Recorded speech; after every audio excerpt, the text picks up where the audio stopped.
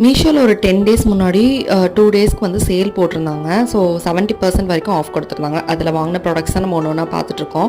இன்றைக்கி வந்து wash packs இல்லாட்டி ட்ராவல் பவுச் என்ன வேணால் சொல்லலாம். அது வந்து நான் டி நகரை விட கம்மி ப்ரைஸில் வாங்கினேன். ஏன்னா எனக்கு இது ரொம்ப நீடாக இருந்தது. ஸோ நான் டி நகரில் செக் பண்ணும்போது ஒரு பவுச்சே ப்ரைஸ் வந்து ரொம்ப அதிகமாக இருந்தது. ஆனால் நான் வந்து பேக் ஆஃப் 3 வந்து ரொம்ப கம்மியாக பிலோ 200க்கு தான் நான் வந்து வாங்கியிருந்தேன்.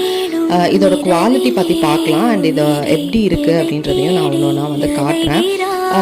இது வந்து டோட்டலாக 3 பவுச்சஸ் வந்து இருக்குது. ஃபஸ்ட்டு ஒன் வந்து அந்த உள்ளே இருக்க குட்டி வந்து பார்த்தீங்கன்னா நீங்கள் வந்து உங்கள் டாய்லெட்ரிஸ்லாம் வைக்கிறதுக்கு கூட யூஸ் பண்ணிக்கலாம் ட்ராவல் பண்ணும்போது.